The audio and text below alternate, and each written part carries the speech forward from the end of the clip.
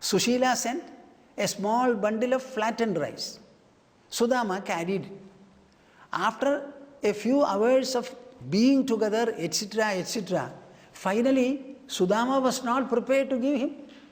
He was feeling very shy. Then Krishna crossed all limits and he said, have you brought any upayana for me? He was not prepared to say yes and extend it. So when he found that Sudama was not still prepared to leave, he forcefully snatched it from him and took a morsel. Now this is called that subduing element of devotion. Even when Sudama was not prepared to part with it, Krishna felt like pulling it from him and eating. Just see, this is how it happens. I am reminded of an instance.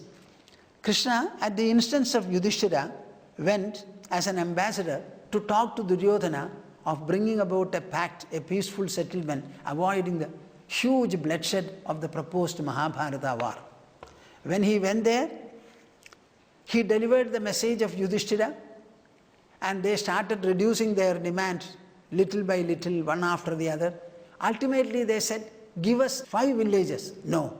One village with 5 houses. No. One house with 5 rooms. No. I will not give even a needle point of space, he said.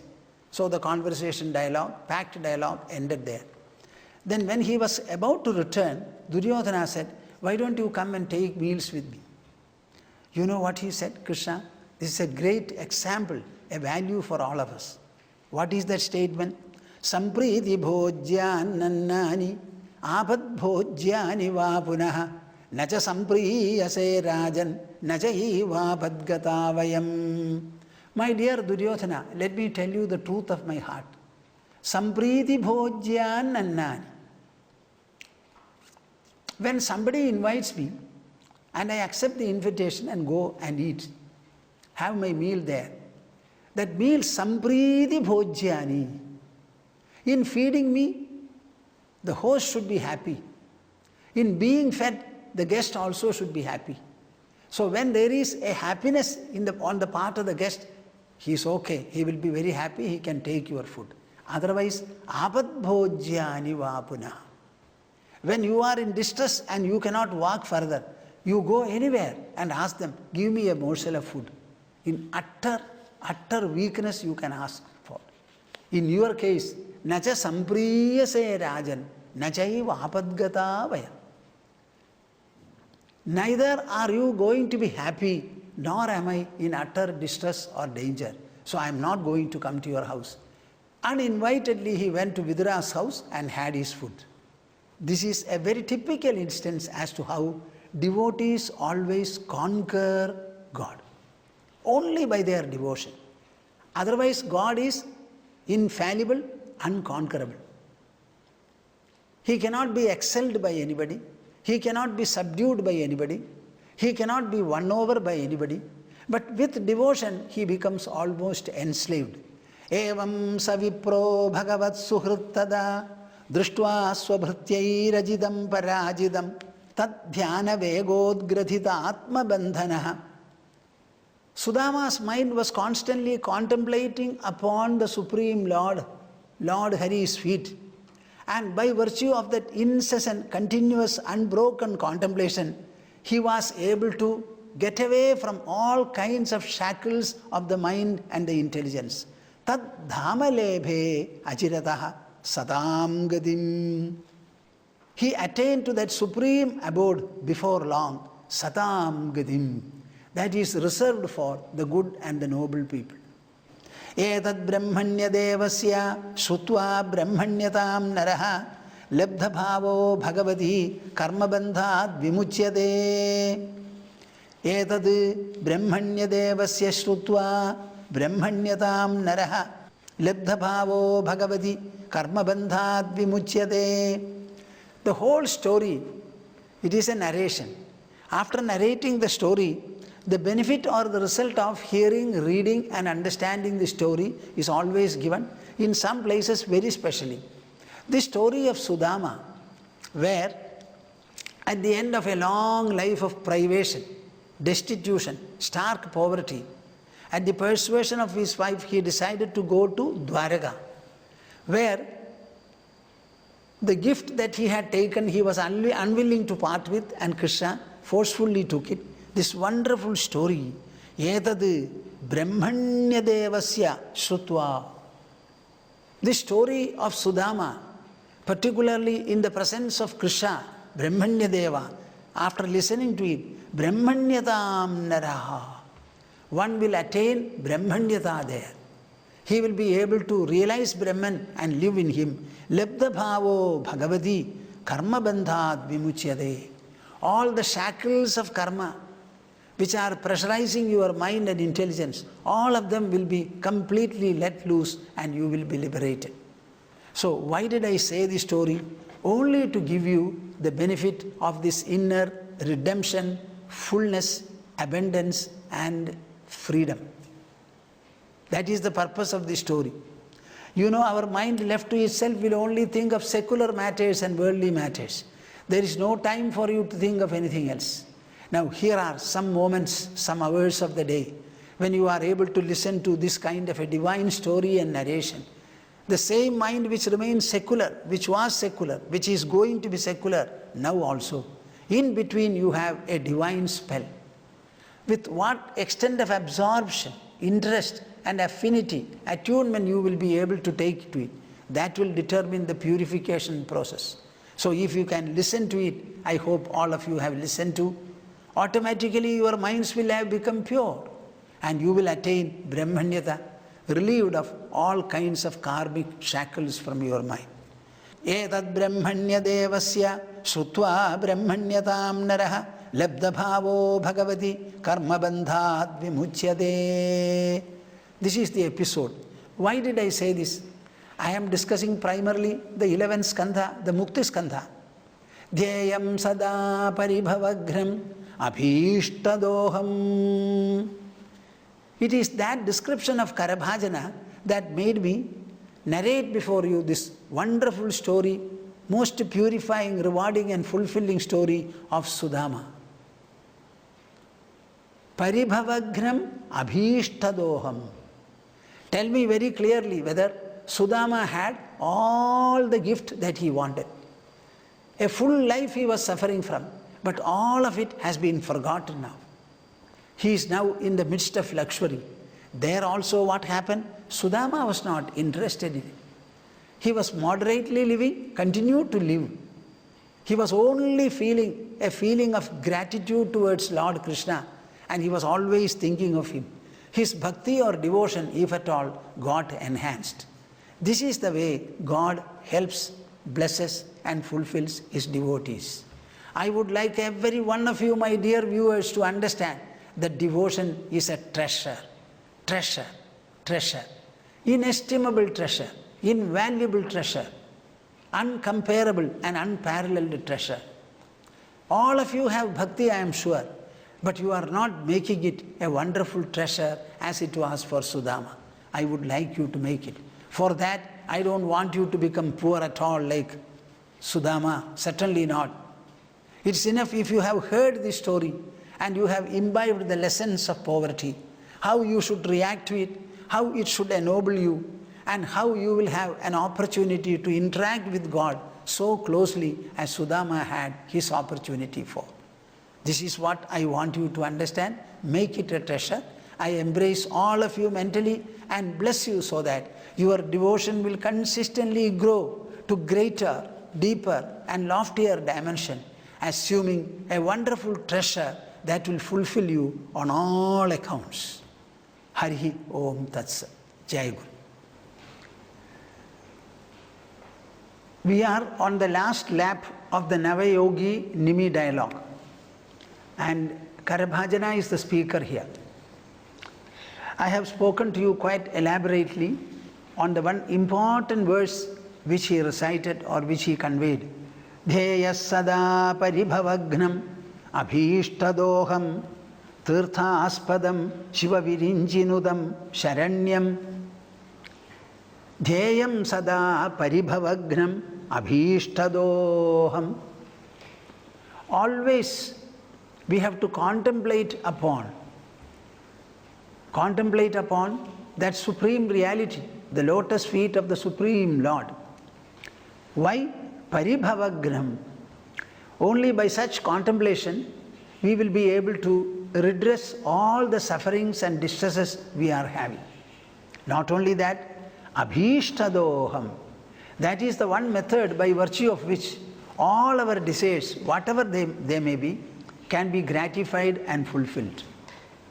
Now, as an instance, for different types of fulfillment, we have brought references, the previous episodes discussed in Srimad Bhagavatam.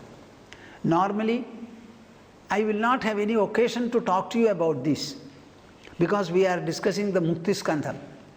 I wanted our viewers to have some kind of an insight as to what are the types of discussions we had earlier in Srimad Bhagavatam. Srimad Bhagavatam contains a number of stories, illustrations, dialogues and what not. I wanted our viewers to have at least a feel, a touch, a taste of these discussions. That is why these stories were brought about. Now Karabhajana proceeds to say that the next figure that he is bringing about is Sri Rama. Now so far I was speaking about Krishna. Now suddenly Karabhajana also comes to discuss Sri Rama. What is the reason? Have you thought about it? In our Sanatana Dharma, the practice of Sanatana Dharma, we have to begin with the ancient immortal Vedas, ageless Vedas. They are called Anadi. The beginning of the Vedas can never be traced. As I always say, they have a prehistoric origin. Because it is prehistoric, we cannot say when the Vedas were evolved. Right from the Vedas, we have a number of other scriptures and narrations. Two important narrations are the epics of the country. They are the cultural, historical records of our people, our thoughts, our ideals, our values, our aspirations, and the means and methodologies by which these can be achieved. The first is Ramayana, written in Treta Yuga, and the second is Mahabharata, written in Dwapara Yuga. The Treta Yuga character around which Ramayana has been written is Sri Rama. Now there is a contrast between Sri Rama and Sri Krishna. Apart from the Vedas, if you ask me, who are the personalities or concepts around which our whole dharma is revolving and our dharmic pursuit is resting upon, I can tell you that Rama and Krishna are the two personalities. The entire Srimad Bhagavatam is elaborately discussing Sri Krishna. Now Karabhajana says that in the people of Kali Yuga, you will find an overriding fascination to worship personified forms of the Supreme Reality. Supreme Reality personified. What is the Supreme Reality? Supreme Reality is not a substance. It is not a physical or a chemical product. It is something like, if at all, space, which is invisible, indescribable, extensive, extremely subtle. Something like that. Whenever you are told God is something omnipresent, the very concept of omnipresence, people are not able to absorb. Even to speak of intellectuals, they are unable to. At the same time, they are worshippers of God, believers in God, they rely upon God. So they would like to have something in the form of a personification. This personification is what you find in Sri Rama of Treta Yuga and Sri Krishna of Dwapara Yuga. In the Kali Yuga, the people cannot enter into the elaborate performance of rituals. They are very complex, complicated. A lot of Vedic elements are there, both in the performance and in the recitation. So one must have enough of scholarship. He should be assisted by a scholarly priest, not one, but many. So all these elaborateness, it is not possible for ordinary people to follow. So in Kali Yuga, everything is simplified.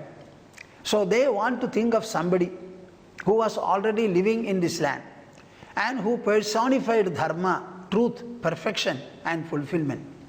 And they started developing a fondness and a respect and adoration towards them. If you think in this manner, Rama and Krishna are the two personalities. If you keep them away, I very much doubt whether there will be anything surviving here in the form of a dharma or a dharmic adherence. Even now you find how many people are reading Ramayana. As ritualists will perform rituals, with much greater fervor, people are reading Ramayana. In order to perform a ritual, a number of elements are required. A lot of training also is necessary. But to open the book of Ramayana and read it, I don't think anything like that is necessary.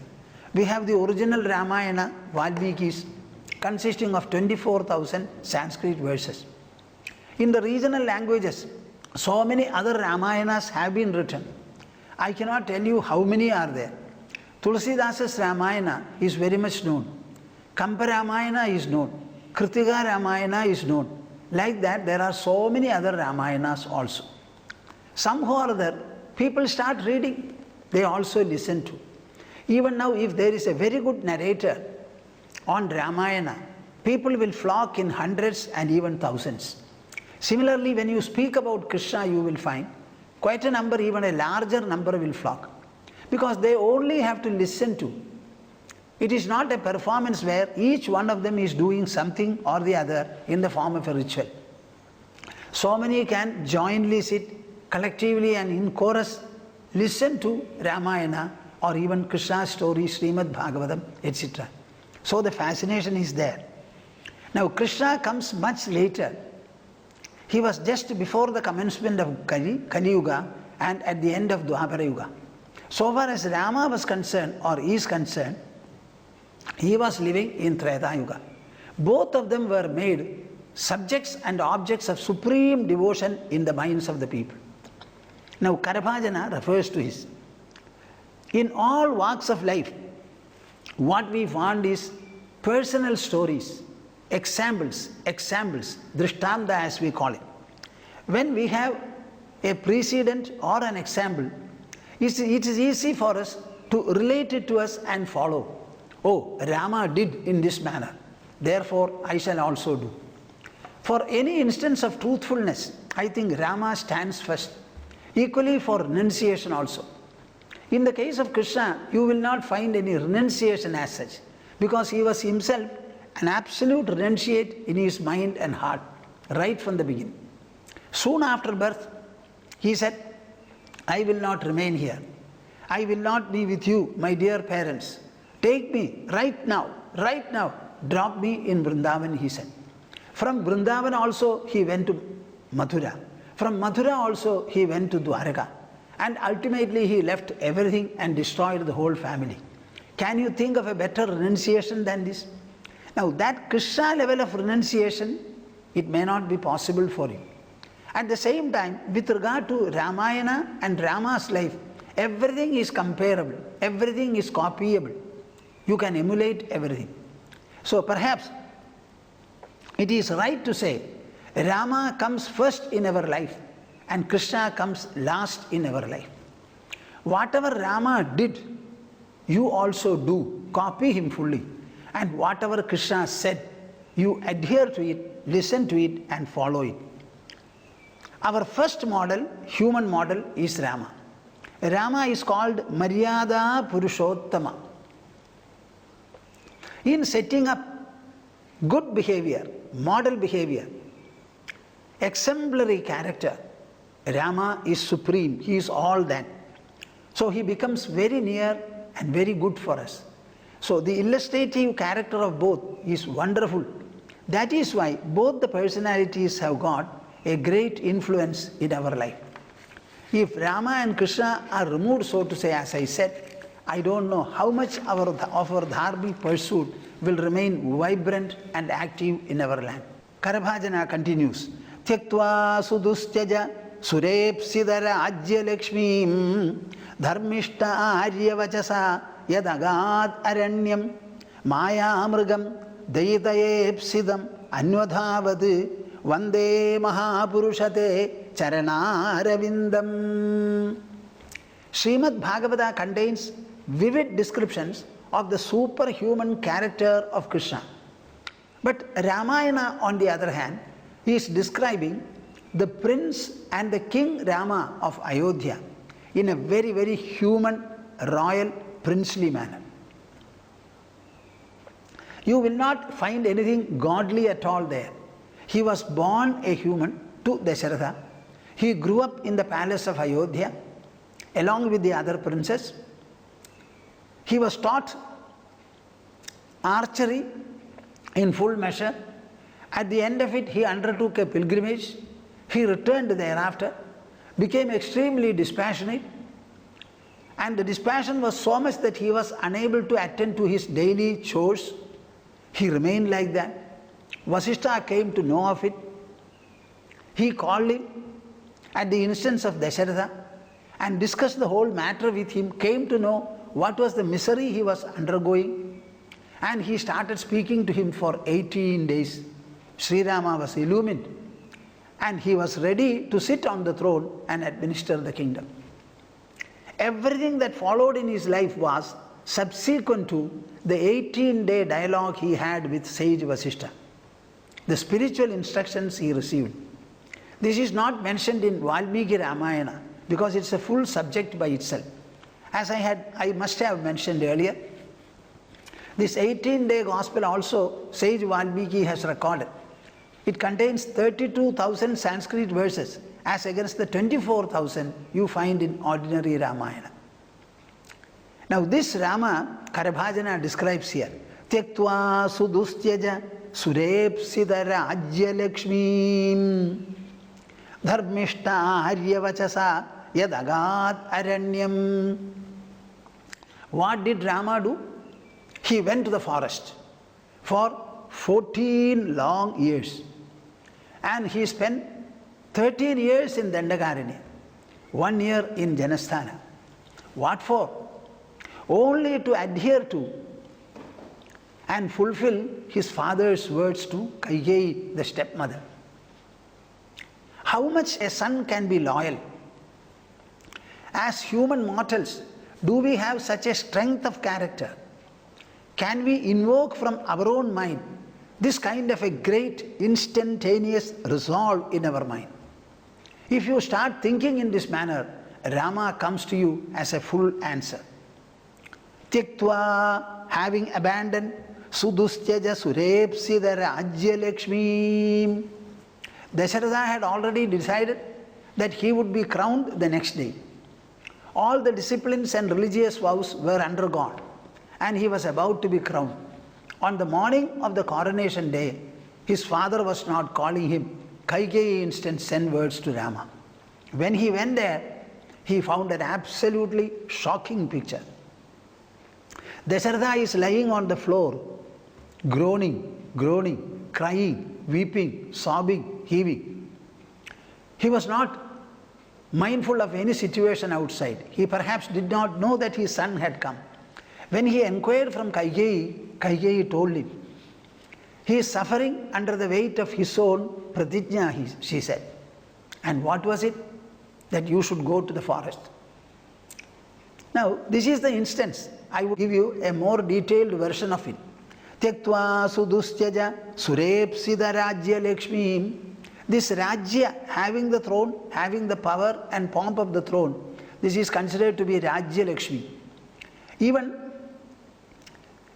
those of heaven are aspiring to be sitting on the throne upon the earth. Such a Rajya Lakshmi, in an instant he abandoned. Dharmishta aryavajasa yadagad aranyam. Why? Only because of his love and fervor to pursue righteousness. He wanted to be always righteous in his life, in whatever action he did. Aryavachasa. He had to honor and fulfill the words of the father. Dasharatha had promised 2 boons to Kaikeyi. One of the boons she wanted to make use of now and said, Rama should be banished to Dandakaranya. He should have matted locks and he should wear bark or deer skin. This is what she said. The second boon was Bharata should be crowned instead. Both the boons she sought from the husband. That is why the whole confusion.